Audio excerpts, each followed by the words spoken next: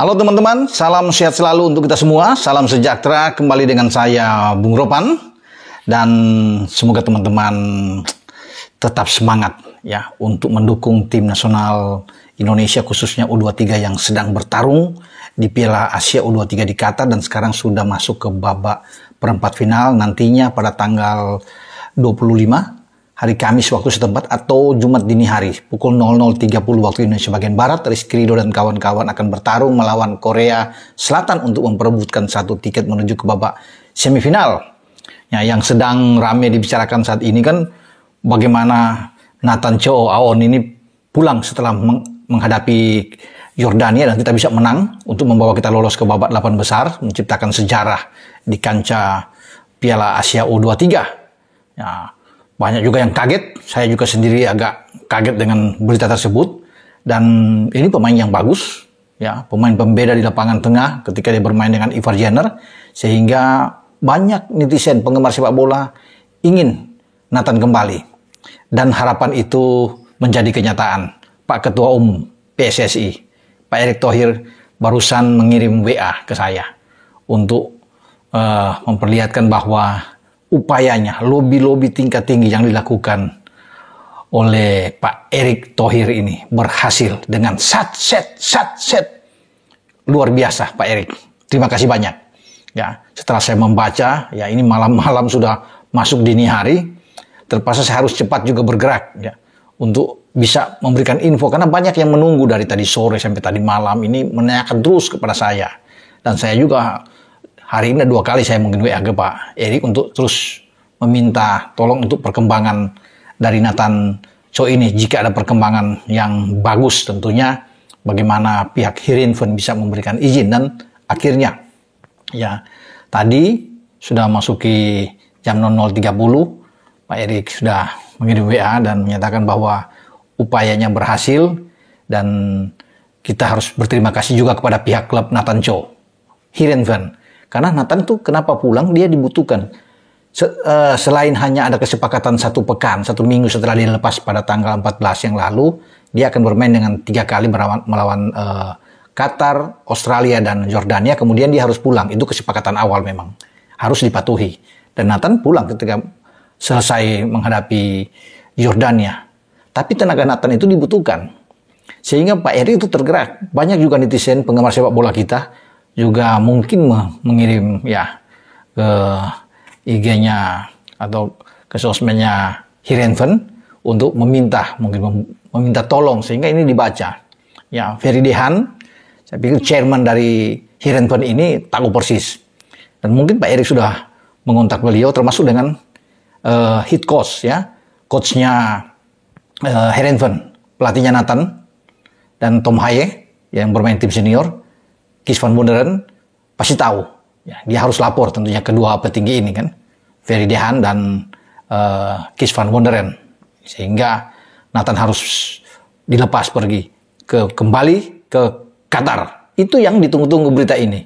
Ya, ini berita baik, berita menggembirakan. Dan Pak Erick sendiri mengatakan bahwa memang tidak mudah untuk melakukan lobby-lobby. Tapi ya pihak klub karena beliau punya nama besar sebagai mantan petinggi orang nomor 1 di Inter Milan di tahun 2013 sampai 2018, semua orang tahu dengan kapasitas reputasi dari Pak Erick ini. Sehingga setiap Pak Erick mungkin call ya untuk berbicara itu beliau disegani tentunya.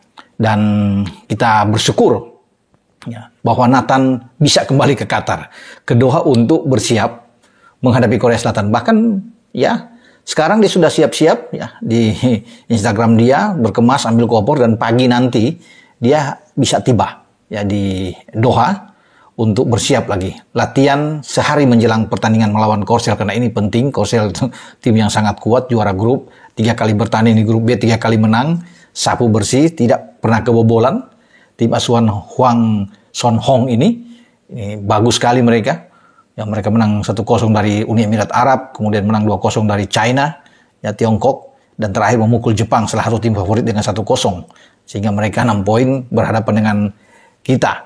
Namun Korsel juga harus berhati-hati melihat penampilan kita yang luar biasa mengalahkan Australia dan mengalahkan Jordania. Nah, dengan kedatangan Nathan ini tentunya menambah kekuatan di lini tengah kita. Dan ini nggak ada capek ya teman-teman semua kalau bisa melihat. Dia bolak-balik ini luar biasa. Karena memang punya jiwa nasionalisme yang tinggi. Kita harus hormat ya pada Nathan ini. Dia sangat suka, berkeinginan sekali untuk bermain bersama dengan Garuda Muda, tim Merah Putih ini. Sehingga dia memang pegang komitmen itu dari awal. Hanya sepekan balik, tetapi dia juga ingin melobi pihak klub. Nathan sendiri sudah mengatakan bahwa dia akan coba untuk membujuk, ya, termasuk ke pelatih kepala mereka, ya, Kees van Wonderen, dan berhasil. Di samping Pak Erik tentunya dan PSSI terus dari pihak PSSI pasti mengirim surat juga, ya, ada surat menyurat. Di samping ada tentunya pembicaraan khusus di antara ketua umum dan petinggi dari Heerenveen ini, sehingga Nathan, alhamdulillah ya semua dia dilepas.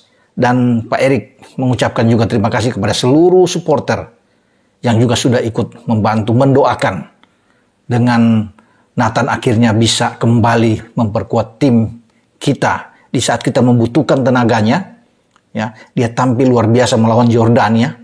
Pergerakan dia di lini tengah untuk menutup setiap ruang pemain-pemain tengah Yordania tak berkutik dan frustrasi.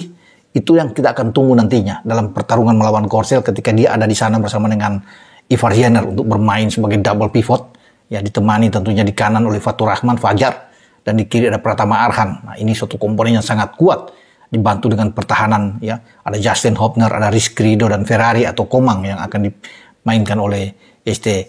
Yang pasti teman-teman semua, ya, boleh lega saat ini bahwa Nathan berhasil dilobi oleh ketua umum, dan ketua umum sudah memberikan itu, ya, kabar baik ini yang segera saya harus, ya, membuat konten video.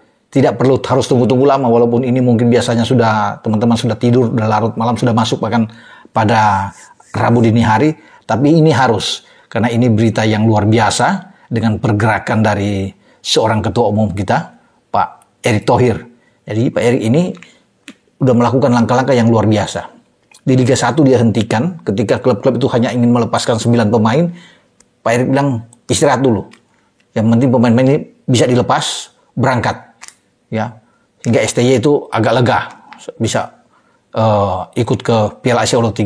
Tapi begitu sampai di Qatar langsung, ya, diumumkan mulai lagi Liga 1. Luar biasa. Yang penting lepas dulu pemain-pemain.